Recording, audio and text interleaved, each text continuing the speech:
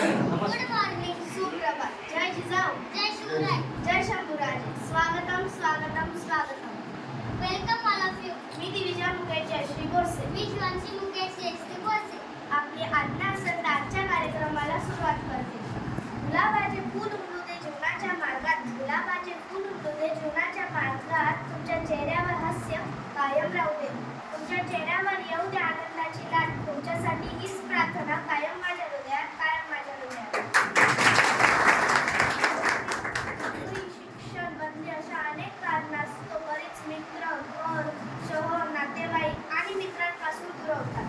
त्यांना भेटण्याची विशेष वेळ घालवण्यासाठी गरज भासते आणि त्यांना एकदाच भेटता यावे यासाठी खटाटोप सुरू होते. आणि त्यातच गेट टुगेदर ही संकल्पना एखाद्याला सुचते आणि मग डेस्टिनेशनच्या गेट टुगेदरचा प्लॅन ठरतो. मग प्लॅनच्याच नुसार आजचा हा दिवस उजाळला. झुंग काकांनी शाळेतील इयत्ता 10वी तुकडी ब 1999चे माजी विद्यार्थी तब्बल 25 वर्षांनंतर आज शाळेत जमले. हे 25 वर्षांनंतर शाळेत कसे जमले असतील? कारण 25 वर्षांच्या पूर्वी कोणाकडेही मोबाईल नव्हते. जो तर आपलं भविष्य घडवण्यासाठी कुणी बाहेर गावी तर कुणी मालेगावातच व्यस्त झाले.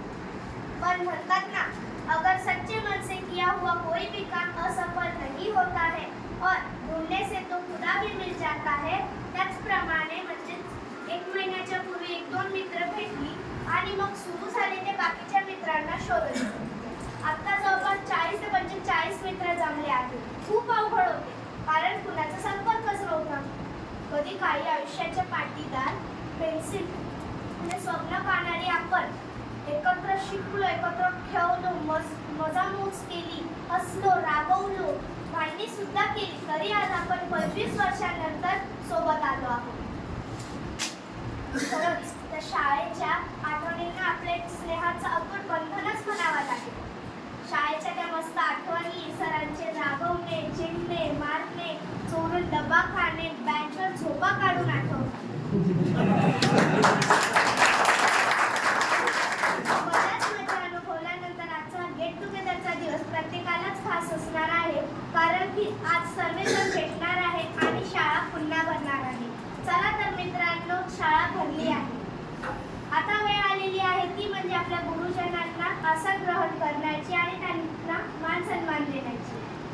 मी सर्व माननीय गुरुजनांना विनंती करते की त्यांनी व्यासपीठावर यावे.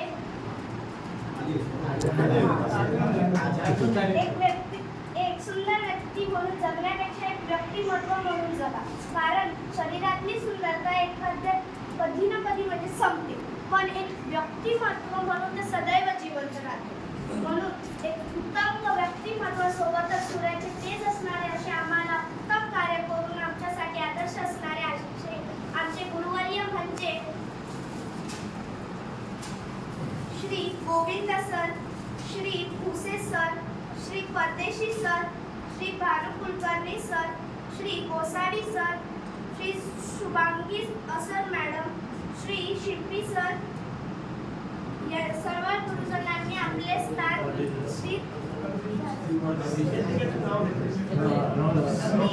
सर्व गुरुजनांनी आपले आसन ग्रहण केले आहे. त्यांचे खूप खूप स्वागत.